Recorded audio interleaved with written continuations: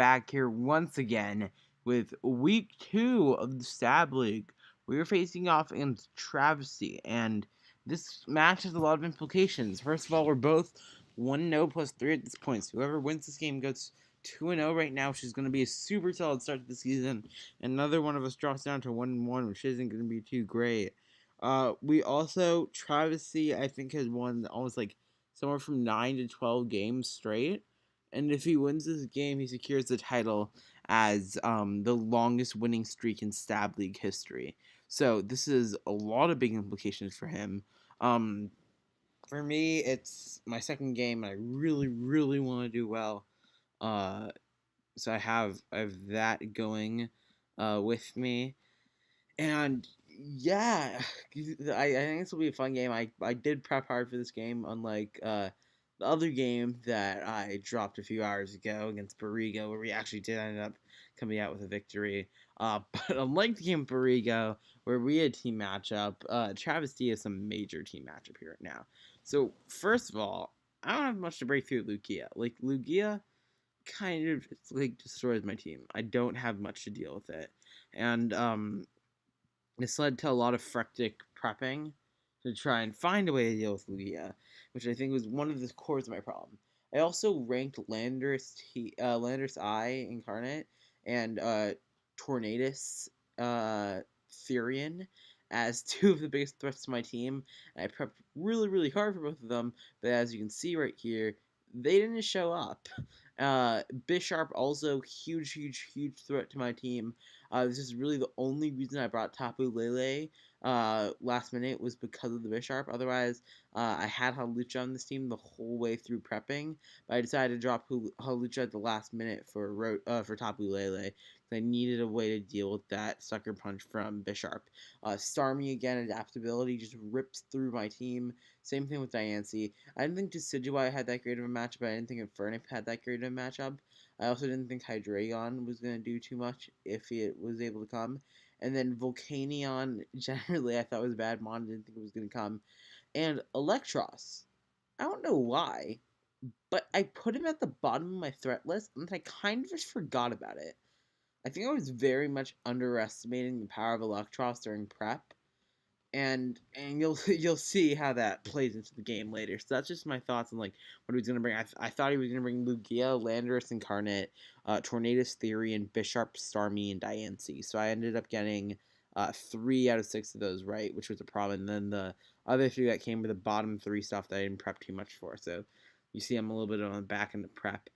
With the actual like sets I brought, sorry, that the screen, or actually I can move my team building stuff do here right now so you guys can actually see the team. So if you look, you can see that the first thing I did was I brought Bucephalon. This Bucephalon is here for a few reasons.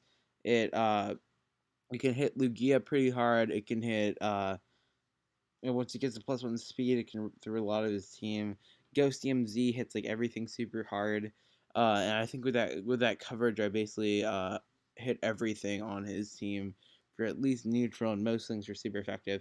Mewtwo does what it always does. It comes in, it gives big hits, and then it switches out. Mewtwo's just a phenomenal mon.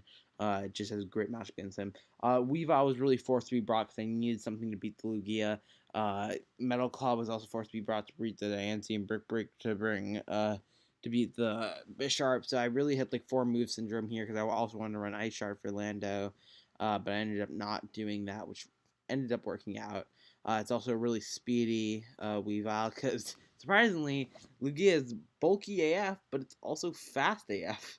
So I got to deal with both of those.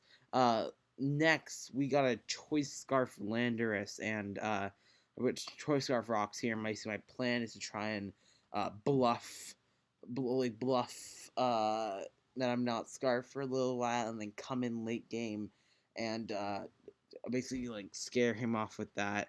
The other things I have here, I have Rotom.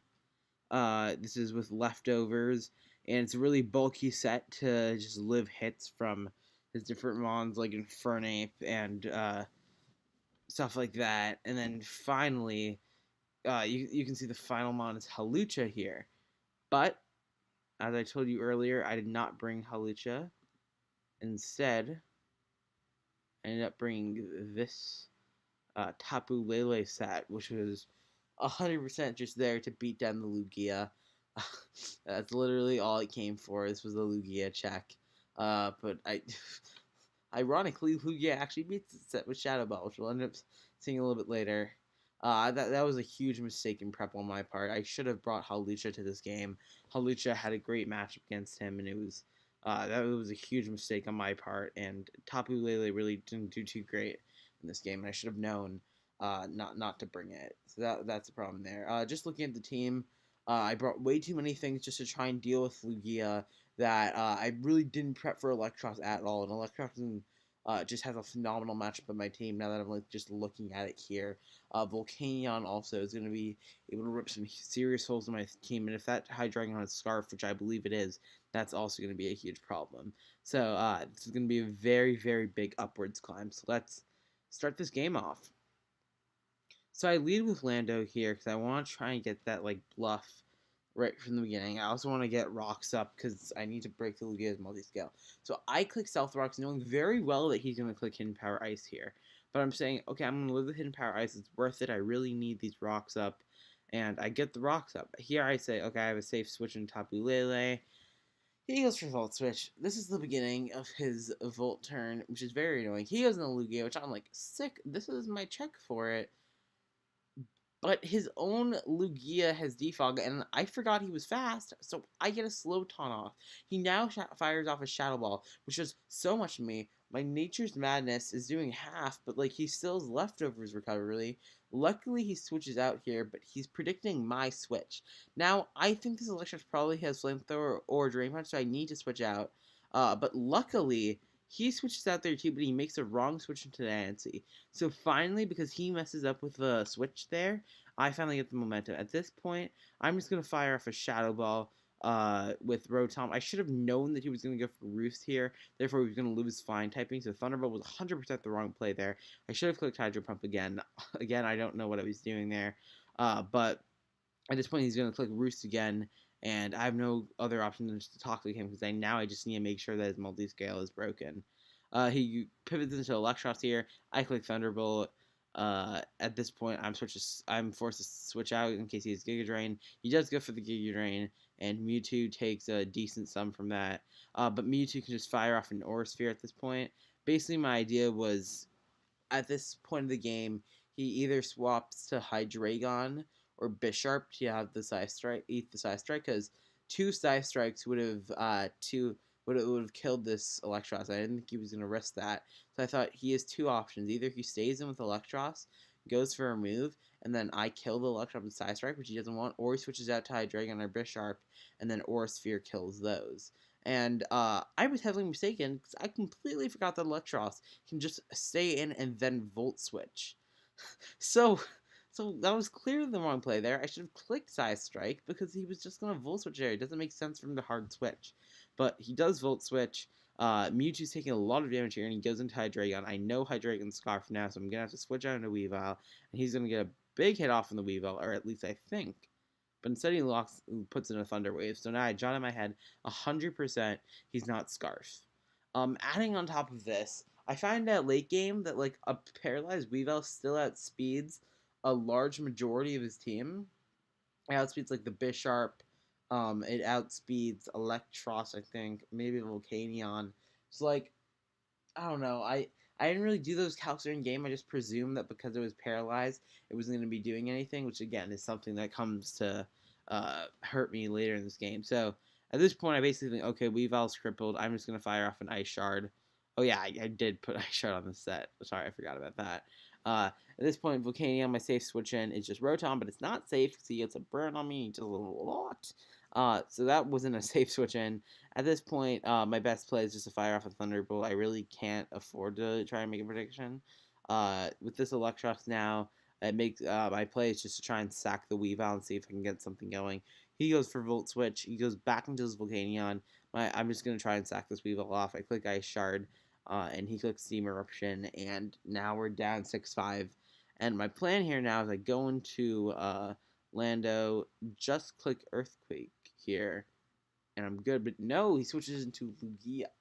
Now, because I'm scarfed, I'm forced to switch out. I go right into Rotom, but he fires off a Shadow Ball. Now, my Rotom's getting chipped away, and this is not good at all.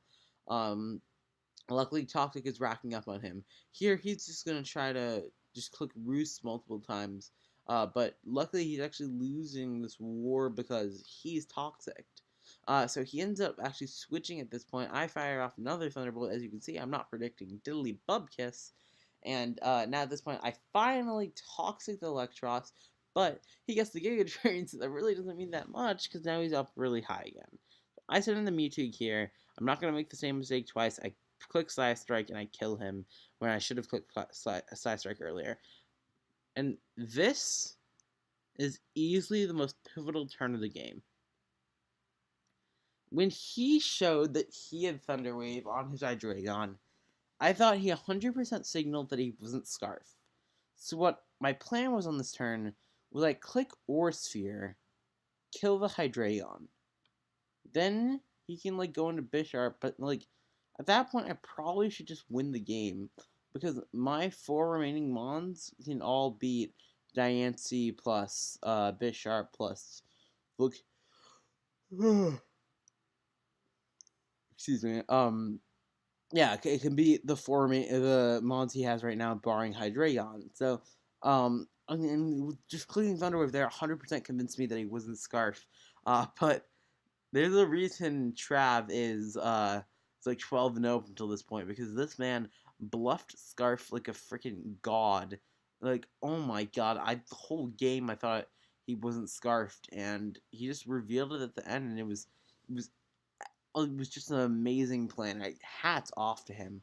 So at this point, the game is really over now. I'm just playing for differential because if he wasn't Scarf, I got the Aura Sphere off on him, then that would mean that something else would have to switch into Mewtwo. If he switches into anything but Bisharp, then I can just get off a huge hit on something. If he just switches into Bisharp, I can switch out in Tapu Lele and like pretty much wall him to some degree. So that would have been a really, really good scenario here, possibly winning the game. I'd say it's probably like 60-40. It's probably still in his chance, but I have a good chance to win the game. But now at this point, hope is looking very, very bleak. So I'm just going to try to play for differential.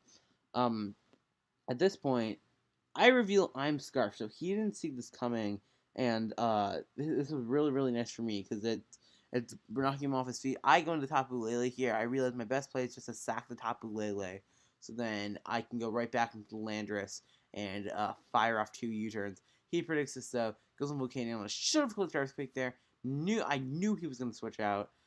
So now I need to waste my Z move and fire it off on the Volcanion. At least it's gone down to a 4-0 now. I should have clicked Earthquake there. Anyway, he fires off the Dragon Pulse with his Dark Pulse against Cephalon. And now it's 1v1. And I really have 3 options. I can click U-turn here, which if he stays in with the Hydreigon, it's a proper play. I can click Earthquake, which is the proper play if he goes into Bisharp or Diancie. Or I can click Stone Edge, which I think might 2-hit KO'd everything except Bisharp and I think Diancie. So 2K Lugia and it killed Hydreigon. So it was really just deciding. It was really just a coin toss if this game was going to be a 4 or a 3-0. I ended up deciding that he's probably not going to want to be too risky and just sack the Hydreigon and go into instead of like going into Diancie or something. So I just click U-turn here. But nope, he goes into Diancie. I click U-turn. That was the wrong move to lock myself into. I should have locked myself into EQ. This 2 U-turns are not going to do enough. Diancie's going to go for HPAs, and we are going to catch the fat 4-0 loss. I can just say, this does not sit well with me, and I don't want this to happen again. I will try my hardest in the future weeks to make sure that I don't endure a 4-0 loss, but most importantly, I'll endure that I don't play this bad again. Because I think I really played bad this game, and I really want to improve for next time. So I'm going to head out, guys. Start training in the mountains, and hopefully in week 3, week 4, week 5, we can start to recover, because I don't want to fall down to like this 1-3, 2-2 record, something like that. I want to be going 2-1, 3-1, 3-0, stuff like that, and I hope we can get there. So my week 3 upload will probably be coming out in a few days. I'm just waiting for the thumbnail and stuff to get done for that. But it's been a pleasure, guys. Don't lose hope. We're still in this. We're only 1-1 -1. We are in the tougher conference, though, so it's going to be a bit of a climb. But I have hope. I think we can definitely do it. Anyway, it's been a ride, guys. Thank you for checking out this video. It has been Horse293, and we are Audi 500.